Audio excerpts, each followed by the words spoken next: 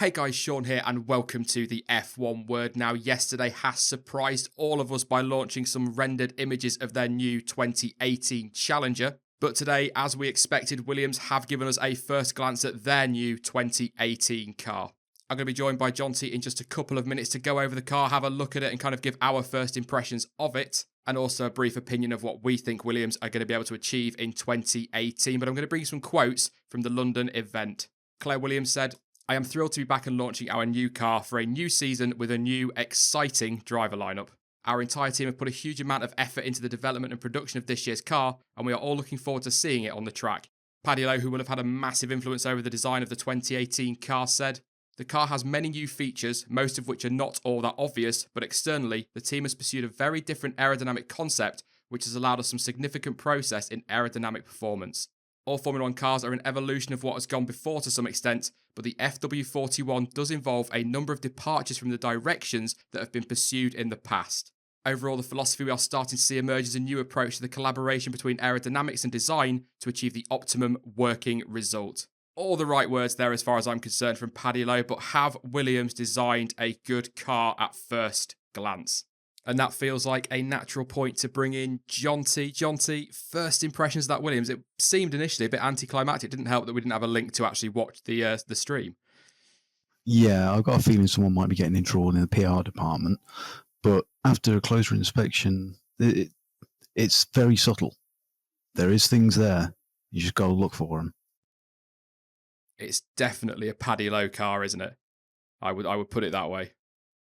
Yeah, well, I did say on Wednesday that we might be looking at Paddy being involved in the mechanical side of things, and it looks very true that might be the case here. Yeah, I'd agree with that. I mean, just on that image, just before we get into the bit more detail, I mean, the side pod, right down to that, the curvature on the bodywork, even the halo doesn't look too bad. I mean, I'm not keen on the white, but it looks quite pretty, if that makes sense. Yeah, I mean, there's a lot of subtle sculpting on the body, certainly on the side pods. You can see there's a little dip. And as you say, the halo, it does stand out a bit in white, but then it's against the same background as the Haas, so it's kind of in reverse. The Haas was almost hidden. The Williams stands out like a sore thumb. I'm sure it'll be better once it's in daylight. Yeah, I'd agree with that. We have tried to lighten up some of the images as we go. We will start off from the distance. The T-wing, we think we spotted one on the Haas when we were having it yesterday in the live stream. That's definitely a T-wing now, isn't it, Jonty? Definitely. Oh yeah, there's no question on the Williams. I mean, if you watch the little video they've put out on Twitter, it shows it quite clearly from the back for about half a second, so we couldn't really get a shot of it. Yeah, and that's the zoomed in image there. I mean, that's what it is. It's a T-wing. It's quite clever placement. I think I said to you when we were first looking through the pictures that, you know, I wasn't a big fan of the T-wing and how it looked, but if they can kind of generate the same effect that it had, but keep it hidden like that, I'm quite happy. I mean, I quite like that. Actually, nice and hidden, but it's there. So yeah, it's not sticking up and wobbling around like we were seeing all through 2017. So if they can still get the benefit from it without it looking so ungainly, I'm all for it.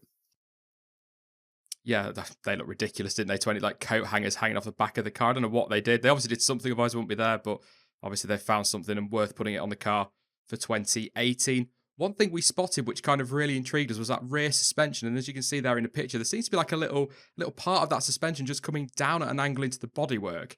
That's quite I've not seen that before, or not really noticed it before, at least. Yeah, it's quite tricky to see where it's mounting to. On the bottom, it's quite obviously going into the core part of the chassis and mounting to the floor. But at the higher end, it looks like it's too high for the braking system.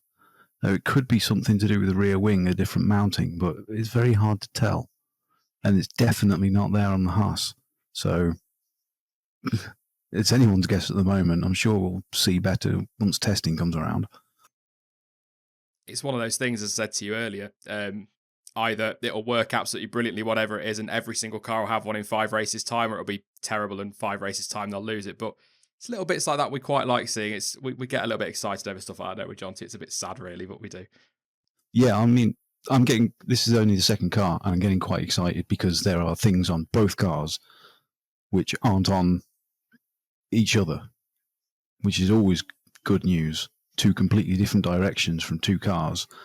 I mean, who knows what the Red Bull's going to have sticking out here, there, and everywhere.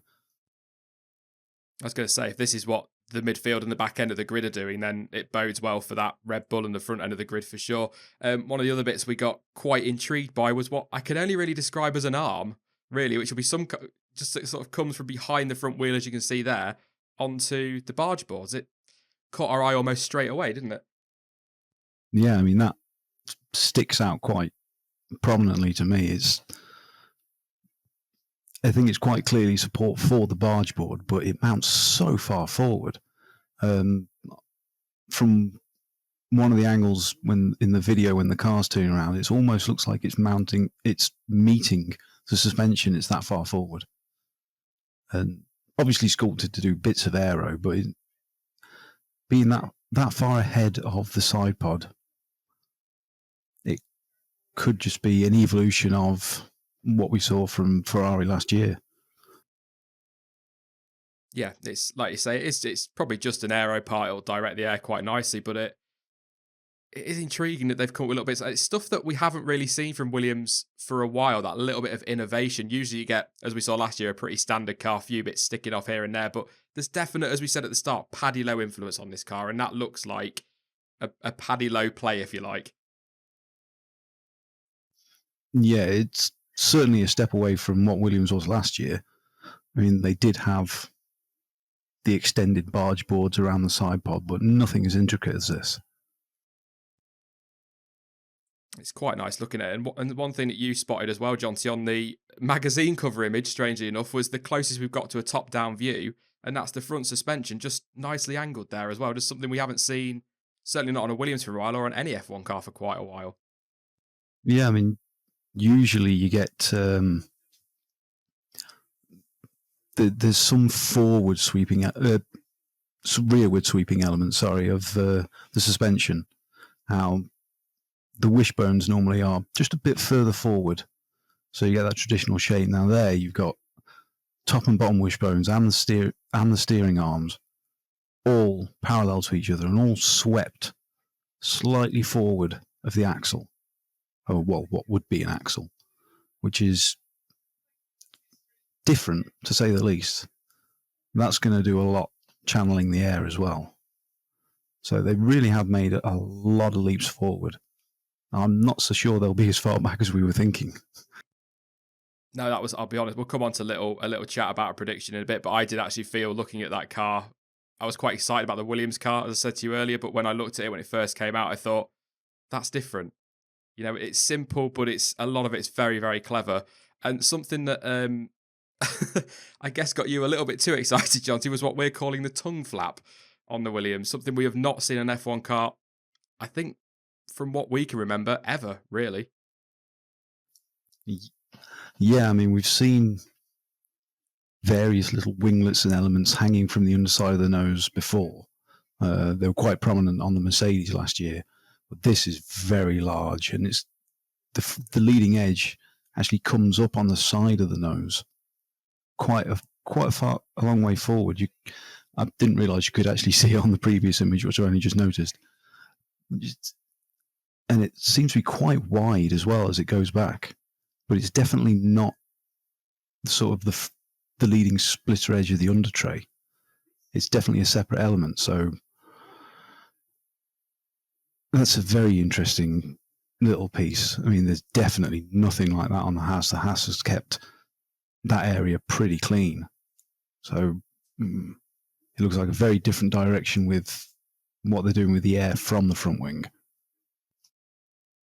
Yeah, I mean, we almost did a double take when we first saw it. We thought it was a mistake in the image, didn't we, to start with? But I'm not really, that's not my area of expertise when it comes to that side of the aero, but what is that likely to do? Or what can we deduce from that?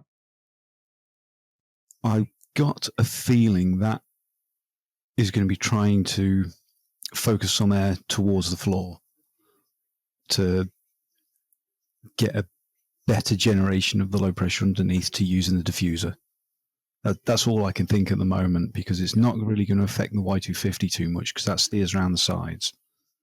So It's anyone's guess. I'm sure other people know more about this than me, but I'm honestly quite unsure. I can only think it's to sort of help with the leading edge of the under tray.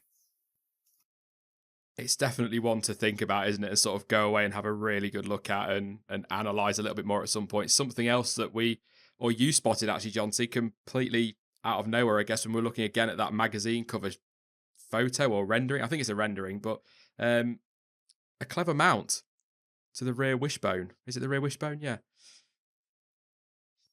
Yeah, I mean, I'm used to seeing those mounts for the suspension be a bit lower down, more towards the gearbox, whereas that you can quite clearly see you've got sort of the main central columns for the rear wing are mounted in exactly the same place. Now, if that could have some benefit at high speed on straights, who knows? It remains to be seen, but it definitely looks different. Do we think that's something that's going to be a bit of maybe clever play on something like trick suspension, as we were talking about earlier? Or is that just complete and total speculation? Very much speculation, but it could be. I mean, the trick suspension that's been outlawed was very much regarding controlling ride height, and it was at the other end of the suspension arms. Whereas this, I don't think it will affect ride height, but the forces that are involved with the rear wing, if that can turn it just half a degree, it could get them 3 or 4 Ks on a straight. That could be a big difference. And that Williams is pretty traditionally quite slippery in a straight line anyway, isn't it? So that's going to make a big difference. Mercedes engine, obviously, of course. But yeah, it's one to keep an eye on. See if that, because when we were analysing the Haas yesterday, we thought that was a T-wing. They could have done a very similar thing. But that picture is so dark, it's so hard to tell. So that, like you said earlier, getting that Haas out in some daylight, I can't wait for that because some intriguing stuff on there. Last thing we really spotted, though, was, apart from the camera on the halo, by the way, on the inside, a couple of cameras, looks great. But that little, I don't know what we're calling it, like a little wing fin on the fin. It's... Yeah, I'm trying to think who we saw doing it last year. I think it was Mercedes. They sported that for a while, and Force India tried their serrated version, the Sawfish or something, some silly name they came up with, which was odd, but they did stick with it for quite a while. So there's definitely gains to be had from that, or else they wouldn't have it there. But it looks like they're still trying to keep whatever little bits from last year that they can without breaching any of the new regs that have been brought in to combat the T-wings and, of course, the shark fins. Yeah. I mean, I said to you when we first saw the car, didn't I, that I'm a bit confused. Well, not confused. I understand why they've got rid of the shark fins, but they've not really got rid of them.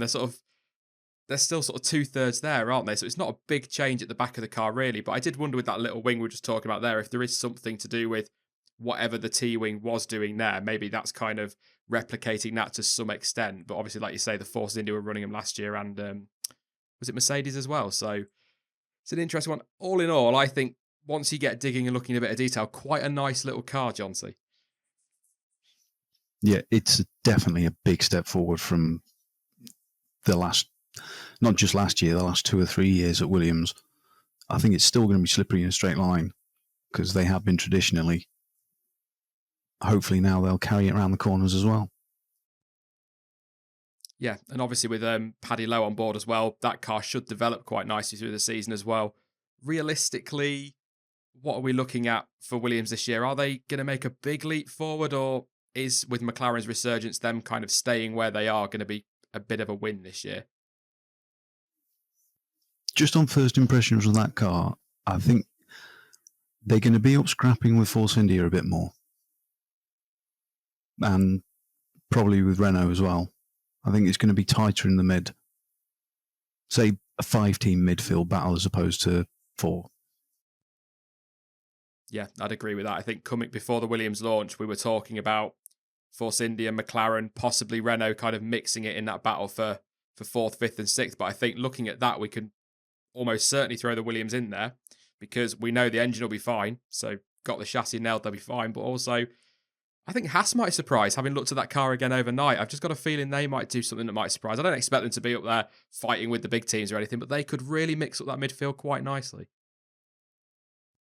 Yeah, they really could. I read a comment from yesterday's stream saying we're kind of hitting the 2010 era of engines where everyone's getting kind of equal, which there are rumours stating that Renault and even Honda have made big gains. So hopefully this will bring all the field close together.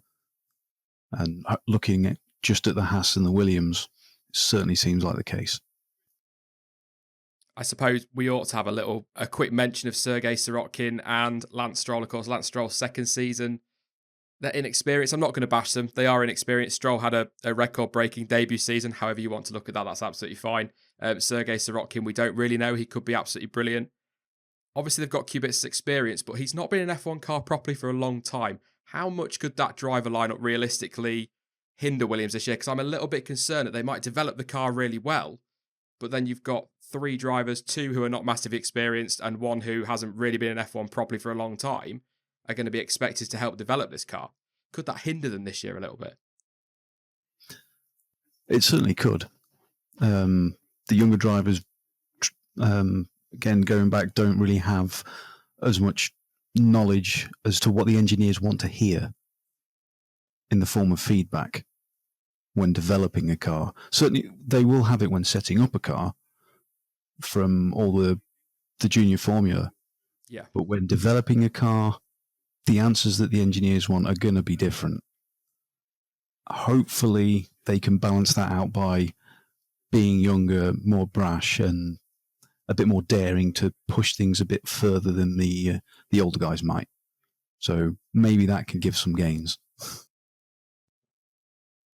Yeah, I mean, like I say, we've given them a bit of a rough time, particularly Lance Stroll. But I'll be honest, I am rooting for them because I kind of want them to prove us and their critics wrong. Because we're Brits, we like an underdog story, don't we? So it'd be really great to see them turn it around. I just hope it doesn't hinder Williams too much. But I guess we will find out in just a few weeks' time. It's not long now, Jonty. What are we? 15th today. So 6 weeks, 5 weeks. Oh, I can't wait. Yeah. Cannot wait. Just under 2 weeks to testing now as well? 26th, so yeah, 11 days. So that's getting nice and close as well. So yeah, season is well and truly off, Jonty. As ever, thank you very much for joining me for this video. Obviously used to live streams, but it's great to get you on a video as well. Yeah, it makes a nice change, especially looking ahead to this epic season that's coming up. It's going to be brilliant. If nothing else, we get a really good midfield scrap. So yeah, thank you again, Jonty. All right, thanks for having me on. That is it from me. I will be back soon with more content as ever. And don't forget to join us this Sunday at 7 p.m. UK time for our weekly debate. But in the meantime, don't forget to follow me on social media. Links to Facebook, Twitter, and to Discord are all in the description down below. But as ever, thank you for watching. I've been Sean. This has been the F1 Word. And until next time, goodbye.